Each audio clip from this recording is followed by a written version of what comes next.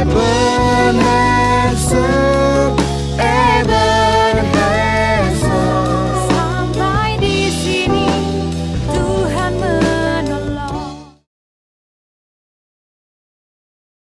Selamat pagi Bapak Ibu, saudara-saudara sekalian. Pagi hari ini kita mengucap syukur untuk kesempatan yang Tuhan karuniakan dalam kehidupan kita untuk kita belajar firman Tuhan, kita memperhatikan firman Tuhan pada pagi hari ini. Saya akan membaca bersama dengan Bapak Ibu saudara-saudara di dalam Injil Markus passalnya yang ke-16 ayatnya yang ke-14. Markus pasal 16 ayatnya yang ke-14, saya akan memberikan judul kebenaran firman Tuhan pada pagi hari ini, kebangkitan Yesus sebagai dasar iman kita. Demikian firman Tuhan.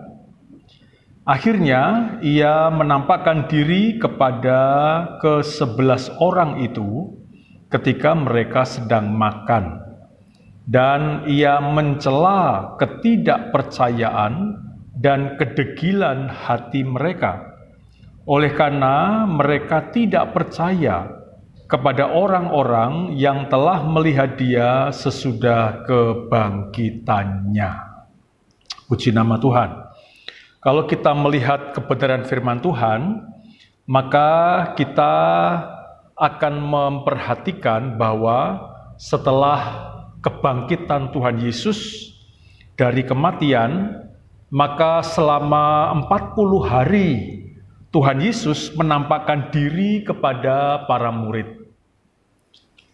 Jadi kalau kita merenungkan kebenaran ini, hari-hari ini merupakan masa hari di mana Tuhan Yesus menampakkan diri kepada para murid setelah kebangkitannya. Dan kalau kita mempelajari firman Tuhan, maka kita akan melihat tujuan dari Tuhan Yesus menampakkan diri kepada para murid tersebut. Ayat Mas tadi menjelaskan kepada kita tentang salah satu tujuan dari Tuhan Yesus menampakkan diri kepada para murid.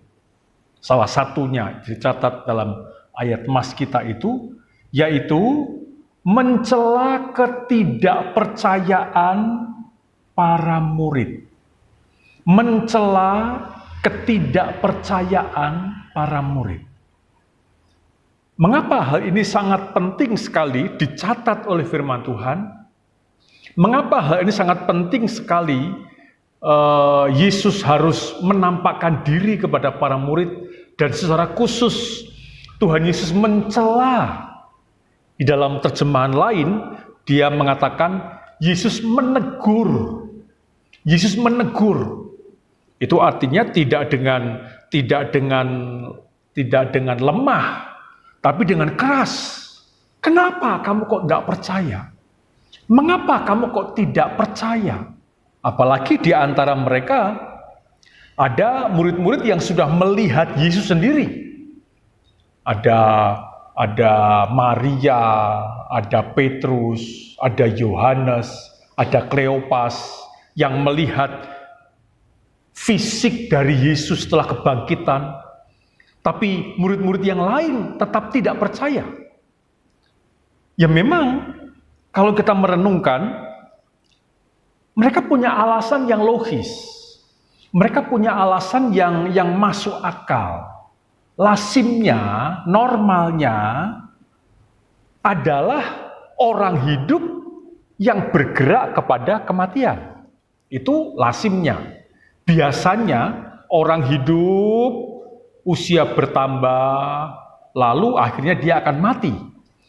Tapi kalau orang mati lalu bangkit, wah itu tidak lazim itu. Itu sesuatu yang tidak masuk akal.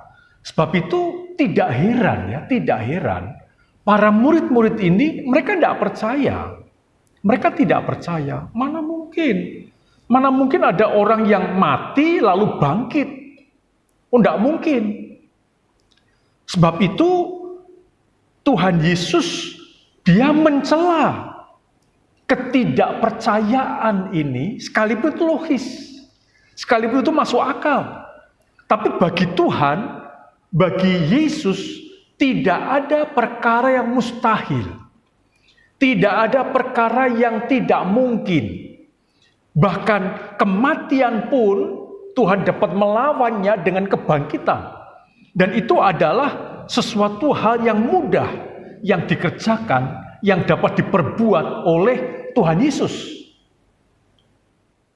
Sebab itu pada ayat emas kita ini dia berkata, Yesus menegur mereka. Yesus mencela ketidakpercayaan mereka. Yesus mencela kedegilan hati mereka karena mereka tidak percaya kepada berita kebangkitan Yesus. Mereka tidak percaya kepada bahwa Yesus yang mati itu sekarang sudah hidup. Dan alasan mengapa Yesus mencela ketidakpercayaan mereka. Kalau kita mempelajari Alkitab, Bapak Ibu Saudara-saudara, memang ada banyak kebenaran-kebenaran rohani yang disampaikan oleh firman Tuhan. Ada banyak kebenaran-kebenaran rohani yang banyak diajarkan oleh firman Tuhan. Kasih, setia, sabar, kemurahan, ya, kelemah lembutan, dan salah satunya juga adalah iman. Salah satunya yang diajarkan oleh firman Tuhan, kebenaran rohani yang harus kita miliki dalam kehidupan kita selama dalam dunia ini adalah iman. Dan iman ini penting sekali. Iman ini menjadi dasar kehidupan rohani kita yang berhubungan dengan Tuhan. Iman, percaya ini sangat penting bagi kehidupan kita, menyangkut hubungan kita dengan Tuhan. Sejak dari kitab Kejadian, itu iman sudah muncul. Sejak dari kitab Kejadian, percaya itu sudah muncul. Yang mengajarkan tentang bagaimana seorang manusia dapat berhubungan dengan Tuhannya. Dalam Kejadian pasal 15 ayatnya yang ke-6 mencatat tentang perjalanan kehidupan dari Abram. Abram dipanggil oleh Tuhan untuk meninggalkan Ur Kasdim, untuk pergi ke tempat yang akan ditunjukkan oleh Tuhan. Dan Abram percaya. Dan firman Tuhan menegaskan bahwa seorang Abram, dia benar-benar harus percaya kepada perintah Tuhan, kepada janji Tuhan. Ini ayat yang pertama kali dicatat dalam Alkitab bahwa seorang manusia percaya kepada janji Tuhan. Kejadian pasal 15 ayatnya yang ke-6. Lalu percayalah Abram kepada Tuhan, maka Tuhan memperhitungkan hal itu kepadanya sebagai kebenaran.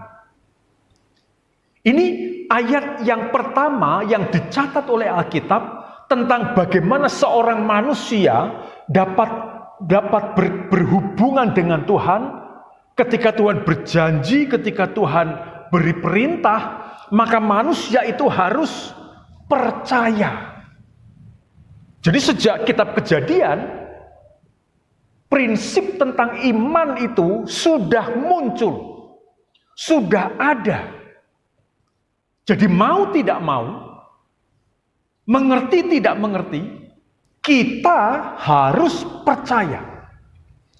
Apalagi itu berhubungan dengan janji Tuhan, dengan perintah Tuhan. Yang dapat dikerjakan oleh manusia itu adalah percaya, lalu melakukan perintah Tuhan itu. Ini adalah dasar dari perjanjian lama. Kepada Nuh, Tuhan memberikan perintah, Respon dari Nuh adalah percaya. Kepada Abram diberi perintah oleh Tuhan, respon Abram adalah percaya. Dan iman percaya itulah yang akan membenarkan seorang manusia. Kepada Ishak sama juga. Ishak percaya, Ishak dibenarkan. Kepada Yakub percaya, Yakub dibenarkan. Kepada Yusuf yang menerima mimpi, berulang kali menerima mimpi, sekalipun diperlakukan dengan tidak sesuai dengan apa yang sudah dimimpikan, tapi dia tetap percaya. Dan dia dibenarkan sampai satu saat imannya itu menjadi kenyataan. Iman yang didasarkan kepada perintah Tuhan. Iman percaya yang didasarkan kepada perintah Allah. Lalu kemudian sampailah kepada Musa. Musa dia juga menerima perintah Tuhan. Musa juga menerima janji Tuhan. Dan Musa percaya. Ketika Musa diperintahkan Tuhan untuk kamu yang akan memimpin bangsa Israel untuk keluar dari Mesir. Awalnya memang tidak percaya, tapi kemudian Musa percaya. Karena memang iman itu, percaya itu adalah dasar hubungan kita dengan Tuhan. Nah, ketika Musa terus bergerak kepada imannya, lalu Tuhan memberi hukum Taurat. Supaya iman yang dimiliki oleh Musa ini juga dimiliki oleh bangsa Israel. Sehingga ketika mereka membaca Taurat, mereka melihat Taurat, ketika mereka mengerti Taurat, mereka percaya, lalu mereka melakukan Taurat. Tapi apakah perbuatan mereka berhasil untuk melakukan Taurat? Tidak. Dasar dari perjanjian lama itu adalah iman kepada perintah Tuhan, iman kepada Taurat, iman kepada janji Tuhan, dan harus dilakukan. Tidak ada seorang manusia pun yang berhasil melakukan dengan sempurna hukum Taurat itu. Tidak ada. Tapi iman penting. Iman kepada perintah Tuhan itu perlu menjadi dasar dari segala perkara. Itu dasar dari perjanjian lama. Beriman kepada Taurat dan melakukan Taurat. Sekalipun pada kenyataannya tidak ada seorang manusia pun yang berhasil melakukan Taurat. Ketika Yesus datang ke dalam dunia ini, Yesus hidup dalam dunia ini, Yesus melakukan Taurat. Tuhan Yesus dia mempraktekkan Taurat. Dan hanya Yesuslah, Alkitab mengatakan, aku datang untuk menggenapkan hukum Taurat.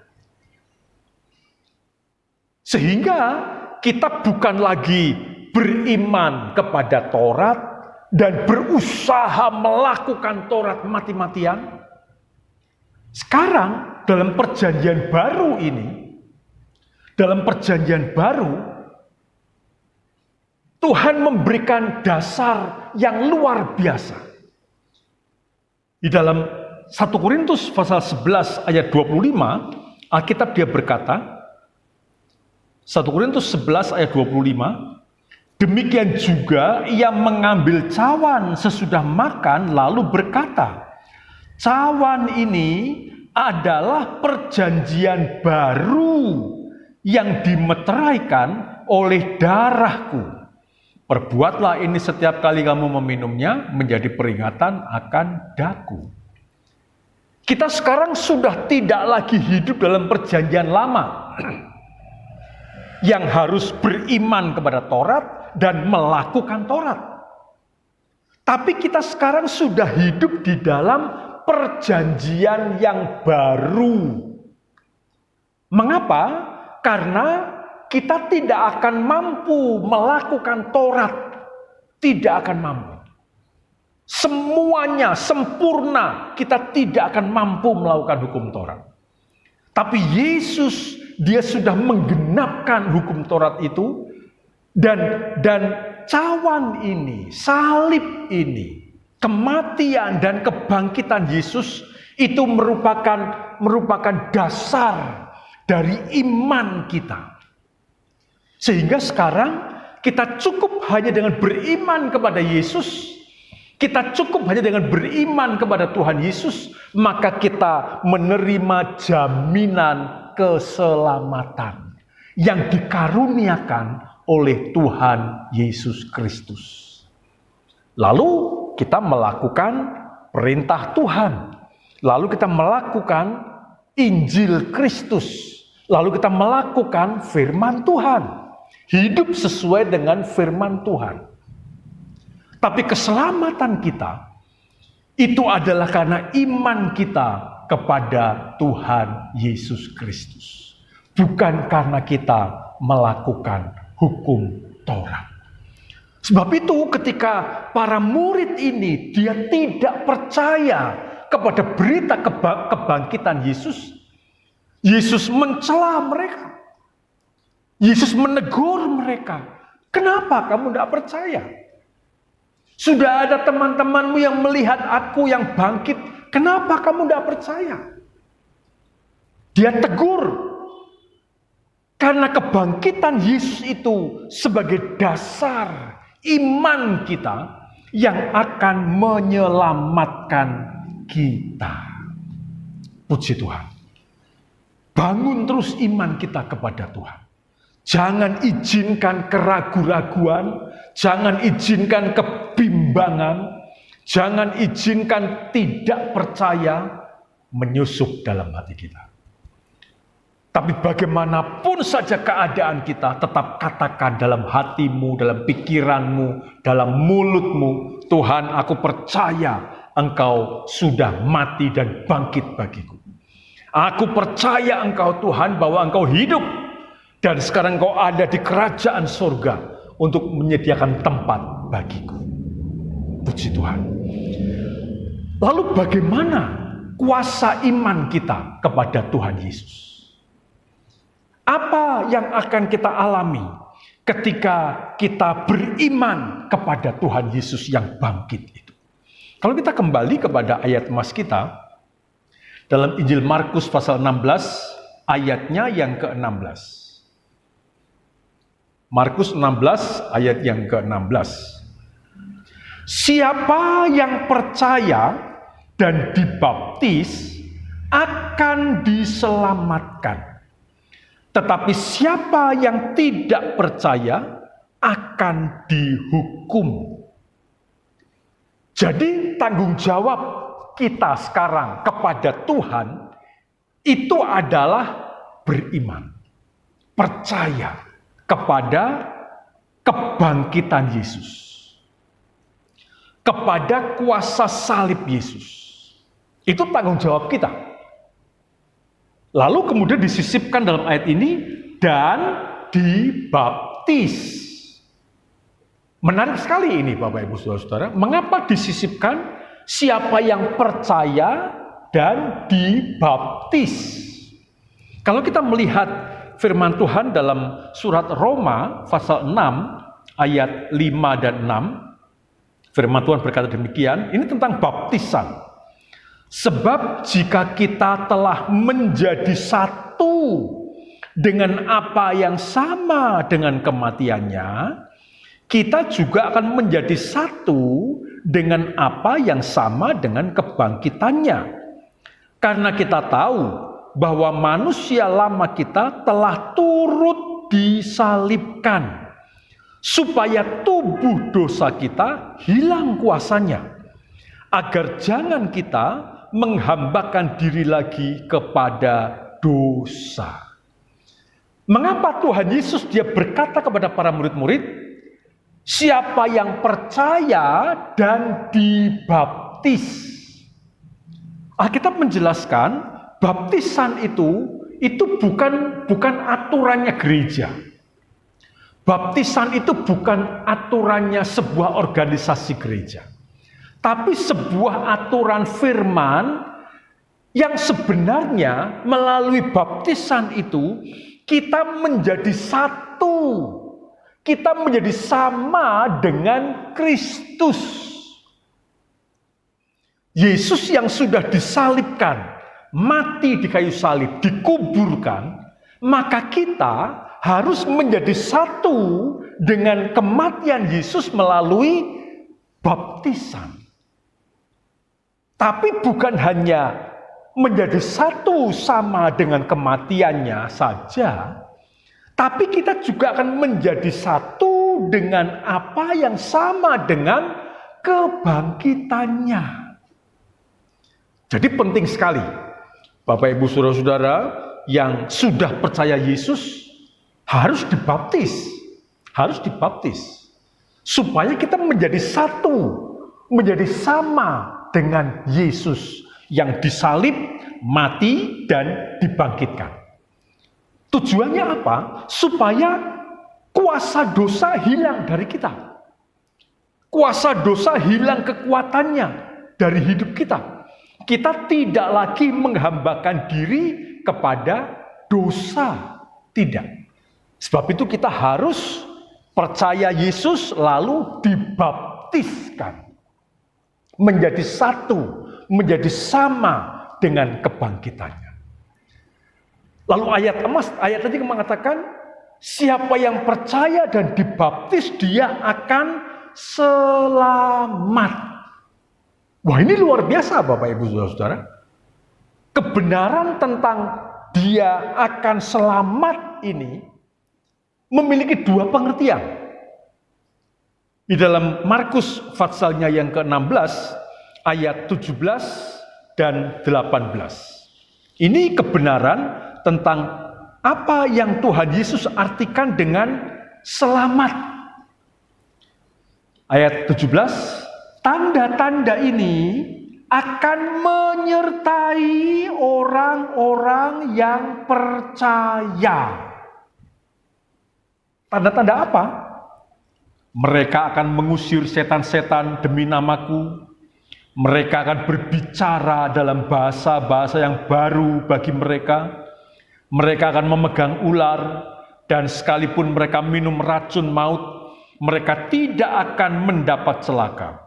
Mereka akan meletakkan tangannya atas orang sakit, dan orang itu akan sembuh. Bagi orang-orang yang percaya, bagi kita, bagi Bapak, Ibu, Saudara-saudara, yang percaya kepada salib, kepada kematian, kepada kebangkitan Yesus, kepada kita yang percaya itu, maka selama kita hidup ini, ada banyak perkara yang akan menyertai hidup kita. Sehingga kesimpulannya, dalam Injil Lukas pasal 10 ayat 19, Lukas 10 ayat 19 dia mengatakan, tidak ada yang akan membahayakan kamu. Wah, puji Tuhan. Tidak ada yang akan membahayakan kamu. Loh, bagaimana dengan kasus seperti sekarang ini? Musibah Corona, COVID-19. Itu terjadi dalam dunia ini. Tapi percayalah, bagi setiap anak-anak Tuhan, orang-orang yang percaya kepada Tuhan Yesus yang mati dan yang bangkit, Tuhan Yesus berkata, tidak ada yang akan membahayakan kamu. Mungkin saudara berpikir, waduh ini akan berbahaya bagi kami ini. Ini berbahaya bagi pekerjaan kami. Ini berbahaya bagi ekonomi kami. Ini berbahaya bagi rumah tangga kami. Tapi percayalah pada firman Tuhan pada pagi ini. Bagi setiap orang yang percaya kepada Tuhan, tanda-tanda ini akan menyertai kamu. Sehingga tidak ada yang akan membahayakan kamu. Tidak ada. Karena setiap orang yang percaya dan dibaptis, dia diselamatkan. Dia diselamatkan. Itu selama kita ada di dalam dunia ini. Selama kita hidup, ya asal jangan sembrono, asal jangan jarak, jangan sengaja kita mencari masalah, ya lain cerita. Jangan kita sengaja mencari masalah dalam hidup kita, ya kalau kita masuk ke dalam mara bahaya, itu salah kita sendiri. Tapi Yesus dia berkata, tidak ada yang akan membahayakan kita, anak-anak Tuhan. Kita yang percaya kepada Tuhan Yesus, tidak ada yang akan membahayakan kehidupan kita. Itu yang pertama. Diselamatkan. Keselamatan yang pertama itu dijelaskan Tuhan Yesus, bahwa tidak ada yang akan membahayakan kamu. Yang kedua, kebenaran tentang diselamatkan ini terdapat dalam Injil Lukas pasal 10 ayatnya yang ke-20. Lukas pasal 10 ayatnya yang ke-20. Namun demikian, janganlah bersukacita karena roh-roh itu takluk kepadamu. Tetapi bersukacitalah karena namamu ada terdaftar di sorga. Jangan kita bersukacita, kita senang, karena tidak ada yang akan membahayakan hidup kita. Tidak ada yang akan mencelakai hidup kita. Selama kita berjalan dengan lurus, kita percaya kepada Tuhan Yesus yang mati dan bangkit dari kematian. Tuhan berjanji, Tuhan berkata, tidak ada yang akan membahayakan kamu. Tapi jangan kita bersukacita karena perkara itu yang kita alami dalam dunia ini. Lebih dari perkara itu, bersukacitalah karena namamu terdaftar di surga. Ketika saya percaya kepada Tuhan Yesus sebagai Tuhan dan Juru Selamatku, sebagai penebusku, sebagai pembelaku, sebagai gembalaku, maka saya percaya namaku terdaftar di surga. Oh, haleluya! Ini yang lebih penting. Di dunia ini kita hidup, Mazmur katakan 70-80 tahun. Dan kita bersyukur karena tidak ada yang akan membahayakan hidup kita. Tapi lebih bersyukur lagi setelah kita lepas dari dunia ini 70-80 tahun kita hidup, ada kerajaan sorga yang menanti kehidupan kita. Ada kerajaan sorga yang sudah Tuhan siapkan bagi hidup kita. Bersukacitalah karena namamu terdaftar di surga. Sebab itu tidak heran ya, Tuhan Yesus dia tegur para murid-murid. Tuhan Yesus dia cela para murid-murid. Kenapa kamu tidak percaya? Karena rupanya ketika mereka tidak percaya kepada Yesus, itu pagar perlindungan dari mara bahaya itu diangkat dari mereka. Pagar perlindungan dari semua masalah dalam dunia ini yang akan menyerang, menyerbu kehidupan mereka, itu tidak ada dalam hidup mereka. Sehingga mereka terus ada dalam mara bahaya. Lebih parah lagi, mereka tidak memiliki jaminan nama mereka terdaftar di surga. Kalau tidak di surga, ya di neraka. Sebab itu tidak heran Yesus menegur mereka, mencela mereka. Kenapa kamu tidak percaya? Kenapa hatimu degil? Bapak, Ibu, Saudara-saudara, sementara kita ada di rumah kita masing-masing, bersama dengan istri, bersama dengan suami, bersama dengan anak-anak, adakah celah ketidakpercayaan dalam hatimu? Adakah sebuah kebimbangan, keraguan-raguan dalam hatimu, dalam pikiranmu? Biarlah firman Tuhan pada pagi hari ini menegur kita, mencela kita. Kenapa kamu tidak percaya? Kenapa kamu ragu-ragu? Karena sesungguhnya ketika kita percaya bahwa Yesus sudah mati dan bangkit bagi kita, iman kita kepada Yesus yang bangkit itu membuat kita terhindar dari mara bahaya, membuat kita terhindar dari semua malapetaka, sehingga tidak ada yang akan membahayakan kita. Tidak ada. Sekalipun kita mungkin merasa, waduh bahaya ini. Oh tapi enggak. Karena tidak ada yang mustahil bagi Tuhan. Karena tidak ada yang mustahil bagi Tuhan. Pemazmur katakan, sekalipun aku berjalan dalam lembah kekelaman. Oh bahaya itu. Sekalipun aku berjalan dalam lembah kekelaman. Tapi dia katakan apa? Aku tidak takut bahaya.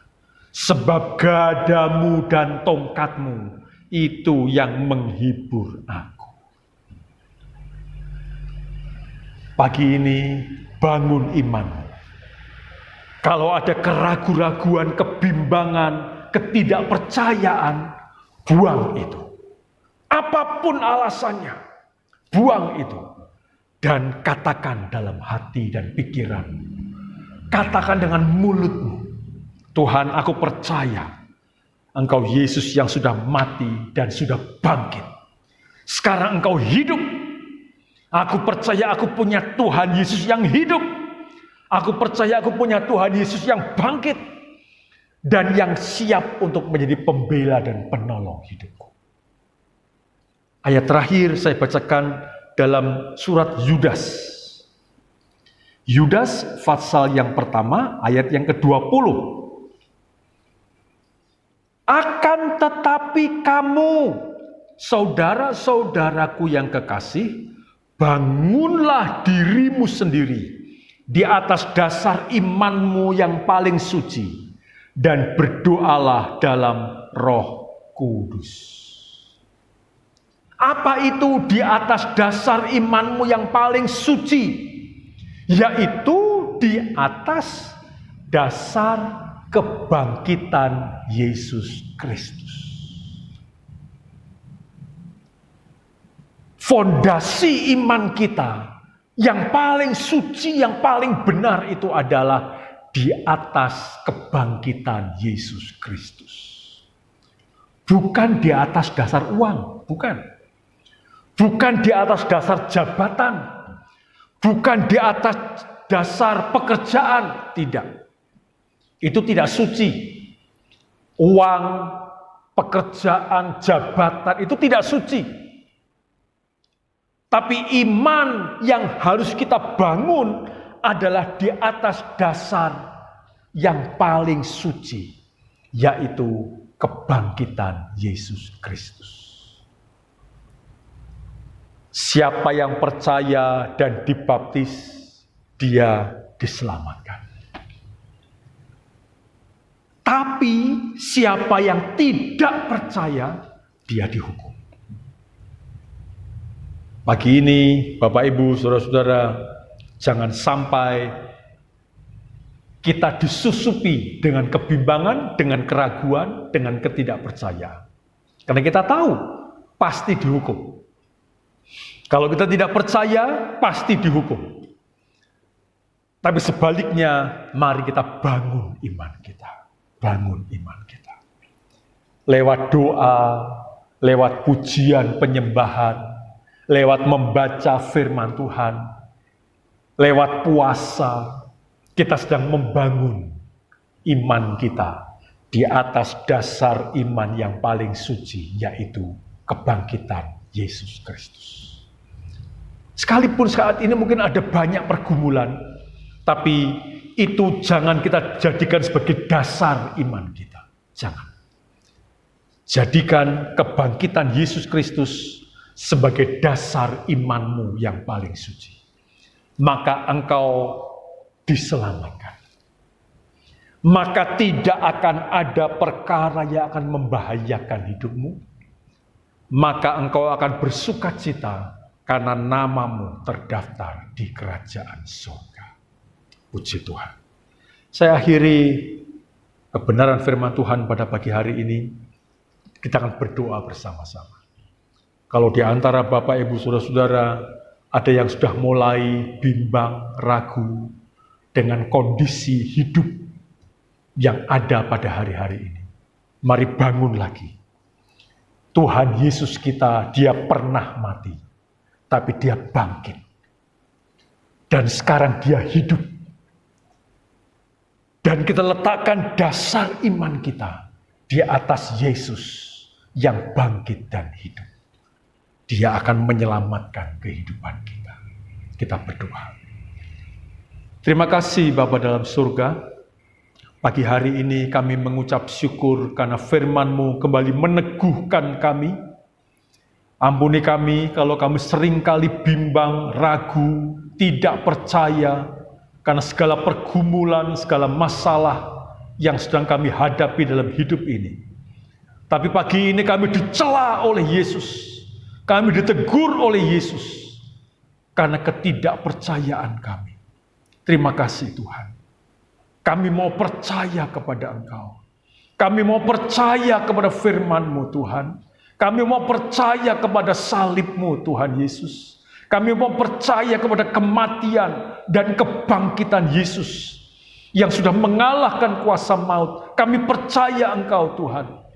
Dan kami tahu ada jaminan yang kuat, ada jaminan yang pasti bagi hidup kami anak-anak-Mu. Perkara-perkara dunia tidak akan membahayakan kami. Dan amat terlebih nama kami terdaftar di dalam kerajaan surga. Terpujilah nama Tuhan Yesus, berkati semua anak-anak Tuhan yang ada di rumah masing-masing, yang sedang melakukan mezbah keluarga mereka. Tuhan berkati mereka, jamah mereka masing-masing, jamah hati bapak-bapak, pikiran perasaan kami jamah pada pagi hari ini. Kami mau percaya kepada Tuhan, jamah hati dan pikiran perasaan ibu-ibu. Kami mau percaya kepada Engkau Tuhan, kami mau beriman kepada Tuhan Yesus.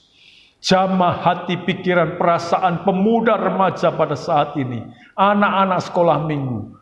Kami mau percaya kepada Engkau Tuhan dengan sungguh-sungguh dalam segala perkara. Sekalipun itu tidak masuk di akal kami, tapi kami mau percaya kepada Tuhan. Kuasa-Mu tidak pernah berubah. Dulu, sekarang, sampai selama-lamanya. Terima kasih ya Tuhan. Terpujilah nama Tuhan Yesus sekarang ini sampai selama-lamanya. Terima kasih ya Tuhan. Sekarang terimalah berkat dari Allah Bapa, cinta kasih kemurahan dari Tuhan Yesus Sang Putra, dan persekutuan dan penghiburan dalam Allah Roh Kudus, beserta dengan kita semuanya, mulai pagi hari ini, besok dan seterusnya. Diberkatilah rumah tanggamu, diberkatilah pekerjaanmu, diberkatilah perekonomianmu, diberkatilah semua yang sedang engkau hadapi pada hari-hari ini. Kuasa Tuhan dinyatakan dalam kehidupan kita semuanya.